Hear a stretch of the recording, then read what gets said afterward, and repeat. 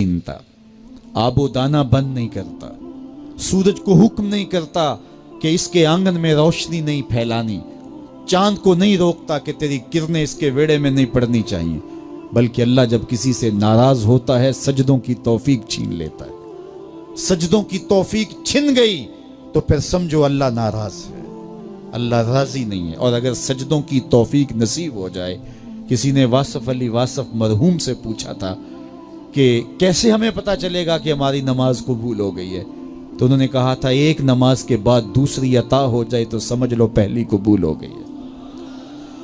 तो नमाजों का नसीब होना ये अल्लाह की रिजा और अल्लाह की खुशनुदी की दलील है, और सजदों की तौफीक का छिन जाना ये अल्लाह की नाराजगी की दलील है। मैं और आप देखें कि हम कहाँ खड़े। देखिए दौलत तो कुफार को भी मिलती है, अल्लाह दौलत उसे भी देता है जिससे राजी है, उसे भी देता है जिससे नहीं राजी, लेकिन सजदों की तौफीक उसे ही देता है जिस पे वो राजी है। तो 5 गाना नमाज शियारे जिंदगी बना लीजिए, नमाज कज़ा ना होने पाए। क़यामत के दिन बेनमाजी उस सफ में खड़ा होगा जिस सफ में नमरूद खड़ा होगा, जिस सफ में हामान खड़ा होगा, कारून खड़ा होगा, शद्दाद खड़ा होगा। मुझे बताइए हम में से कोई ये गवारा करता है हम उस सफ में खड़े कर दिए जाएं जहां दुश्मनाने खुदा खड़े हों?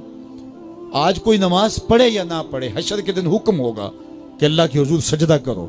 हर कोई सजदा करना चाहेगा, जो नहीं पढ़ता वो भी करना चाहेगा, लेकिन बेनमाजी की कमर अकड़ जाएगी, वो आरजू रखने के बावजूद सजदा नहीं कर पाएगा।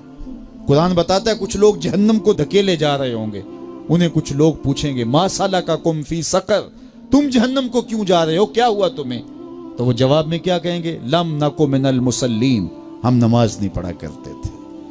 सबसे पहला हिसाब कयामत के दिन जो बंदे से लिया जाएगा वो नमाज का लिया जाएगा। पहला सवाल बंदे से ये होगा। यार चिड़ियां भी रब की तस्बीह बोलें और अशरफुल मखलूकात सोया रहे। जब सुबह का वक्त होता है हशरातुल अर्ज़ भी बिलों से निकल के रब की तकदीस के तराने पड़ रहे होते हैं।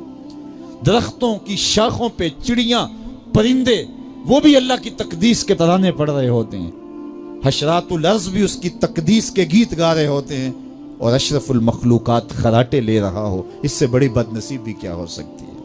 आइए 5 गाना नमाज शियारे जिंदगी बना ले। इस मजलिस में अगर कोई बेनमाजी है तो आज अज़्म मुसम्मम करके यहाँ से लौटे कि आज के बाद नमाज नहीं छोड़ूंगा। और अगर आप 5 गाना नमाज की आदत रखते हैं तो आपको मुबारक हो, लेकिन ये अज़्म करके जाइए अपने घरों में, अपने अज़्ज़ा व अक़रबा और अपने दोस्तों में इस जोर से तलकीन और ताकीद करेंगे नमाज की कि वो पक्के नमाजी बन जाएंगे। बंदा बंदगी से सजता है, जिंदगी आमद बराए बंदगी, जिंदगी बे बंदगी शर्मिंदगी। अगर जिंदगी में बंदगी नहीं तो जिंदगी के पल्ले है क्या? उलमा ने लिखा है कि ये सारे दरख्त हालते क़याम में हैं, चौपाई हालते रकू में हैं, मेंढक तशहुद में हैं और हशरातुल अर्ज़ सजदे में हैं।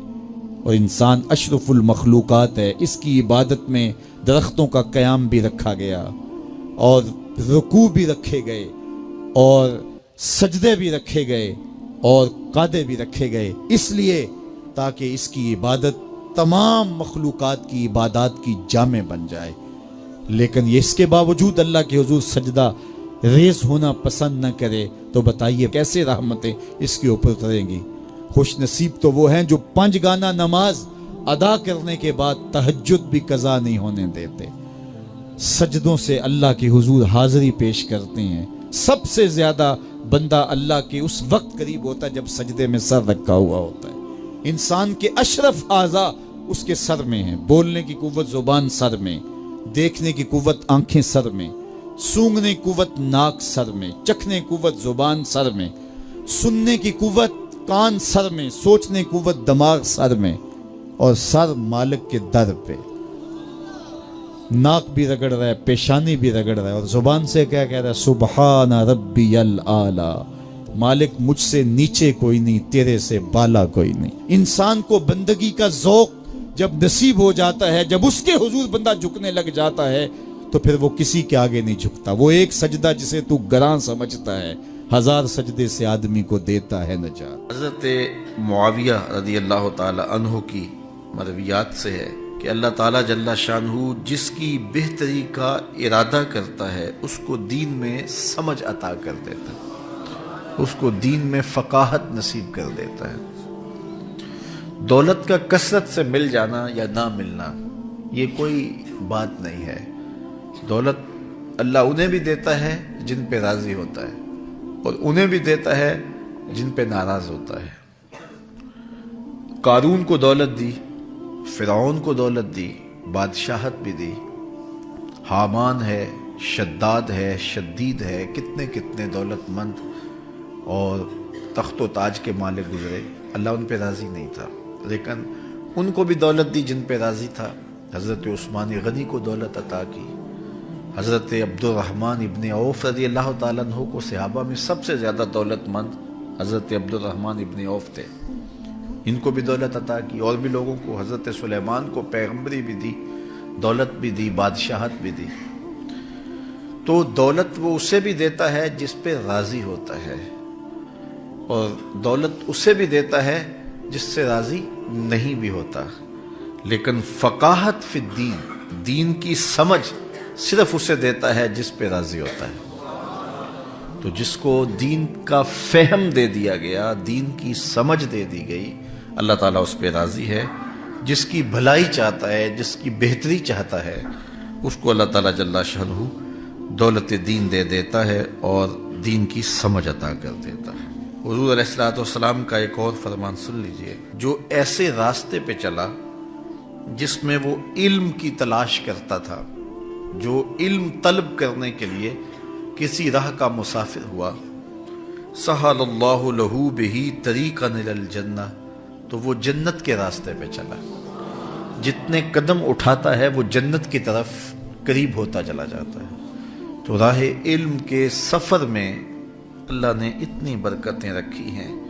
حضرت سلیمان علیہ السلام کو اللہ نے اختیار دیا، یا دولت لے لو، یا بادشاہت لے لو، یا پھر علم لے لو، ان تین چیزوں میں اللہ نے ان کو ایک چیز اختیار کرنے کا اختیار دیا، یا دولت لے لو، یا بادشاہت لے لو، یا علم لے لو۔ انہوں نے کہا مالک مجھے علم دے دے۔ کہا اچھا تو نے علم کو اختیار کیا، دولت اور بادشاہت اس کے صدقے دے دی۔ ایک زمانے میں ایک ملک نے دوسرے ملک پر قبضہ کر لیا، تو جو بادشاہ وقت تھا اس کو گرفتار کر لیا۔ تو جب گرفتار کر کے دربار میں لایا گیا تو وہ جو دوسرے ملک کا محکوم بادشاہ تھا وہ سامنے کھڑا ہے، تو اس نے اس کو کہا کہ میں بھی چونکہ بادشاہ ہوں اور تم بھی اس سلطنت کے شہنشاہ رہے ہو، تو میں تمہیں قتل نہیں کرتا، تمہیں معاف کرتا ہوں، اور اب اس ملک میں تمہیں کوئی عہدہ دینا چاہتا ہوں، اب تم بتاؤ تم کون سا عہدہ قبول کرو گے۔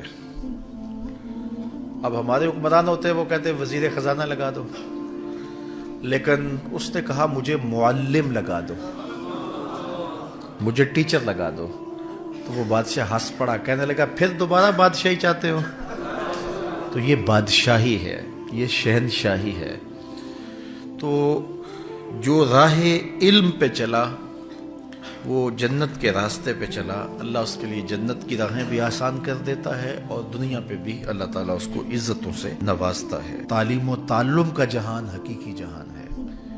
تو باقاعدہ 8 سال کا کورس کرے یہ تو ہر شخص کے لیے ممکن نہیں ہے، لیکن سب کے اوپر لازم ہے کہ وہ ضروریات دین سیکھے، ان میں نماز، روزہ، حج، زکوٰۃ، اگر کاروبار کرتا ہے تو کاروبار کے مسائل، اسی طرح جو ہے وہ کفر، اسلام، بنیادی عقائد، یہ وہ چیزیں ہیں جو ہر ایک شخص کے اوپر جو ہے وہ سیکھنی واجب ہیں اور ضروری ہیں۔ تو ان کو سیکھنے کے لیے علمی حلقوں میں جانا، بیٹھنا، علماء کی صحبت میں بیٹھنا، یہ اپنے اوپر